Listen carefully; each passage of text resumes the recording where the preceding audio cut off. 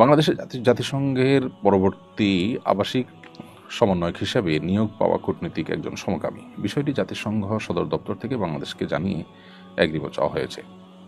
নতুন দূত তার সমকামী পার্টনারকে নিয়েই বাংলাদেশে আসতে চান বলে জানিয়েছেন কূটনীতিক সূত্র। এক্ষেত্রে বাংলাদেশের কী করণীয় উচিত বলে আপনি মনে করেন?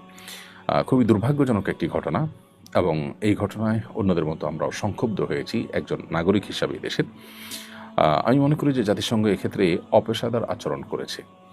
যে দেশে ধর্মীয় মূল্যবোধকে, যে দেশের প্রায় সব মানুষ সর্বোচ্চ গুরুত্ব দিয়ে দেখে থাকে, সেই দেশে এ ধরনের একজন মানুষকে দায়িত্বশীল হিসাবে পাঠানো এবং তার সাথে তার সেই জঘন্য কর্ম, বিশেষ করে এই দেশের প্রচলিত আইনে যেটি অপরাধ, সেরকম একটি কর্মকাণ্ড করছেন একজন, সেটার আবার অনুমোদন চেয়ে আপনার চিঠি চাওয়া বা চিঠি দেওয়া বা অনুমোদন প্রার্থনা করা, এটা অপেশাদার আচরণ বলে আমি মনে করি। এদেশের মানুষের মূল্যবোধের প্রতি, এদেশের প্রচলিত আইনের প্রতি শ্রদ্ধা রাখা তাদের কর্তব্য ছিল। কেন ওলামা ইকরাম এবং এক শ্রেণীর দেশের কৃতি সন্তানেরা জাতিসংঘের এই মানবাধিকার অফিস করার বিরোধিতা করেছেন, এখন সেটা আমরা হাড়ে হাড়ে টের পাচ্ছি এবং অনুভব করছি।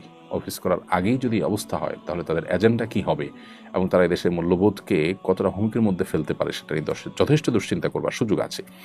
অতএব বাংলাদেশের উচিত, প্রচলিত আইনে যেহেতু সমকামিতা অপরাধ, অতএব সুস্পষ্টভাবে প্রকাশ্যে ঘোষণা দিয়ে এরকম কর্মকাণ্ডে লিপ্ত থাকা ব্যক্তি কোনোভাবেই এদেশে তথাকথিত মানবাধিকার এর প্রতিষ্ঠার কাজ করতে পারেন না। তাকে পরিষ্কারভাবে ডিনাই করা উচিত। এবং এক্ষেত্রে এদেশের ধর্মীয় এবং সামাজিক মূল্যবোধের প্রতি শ্রদ্ধা দেখানোটা তাদের কর্তব্য ছিল। কিভাবে তারা সেটাকে বৃদ্ধাঙ্গুলি দেখিয়েছে বা কিভাবে সেটার বিরুদ্ধে তারা বাংলাদেশের কাছে প্রস্তাব পাঠিয়েছে, সেটা আসলে বোধের অগম্য। বিধায় এই বিষয়টা নিয়ে ওলামা ইকরাম এবং সর্বস্তরের মানুষের সোচ্চার হওয়া দরকার এবং সরকারের যথাযথ সিদ্ধান্ত গ্রহণ করা উচিত বলে আমরা মনে করি।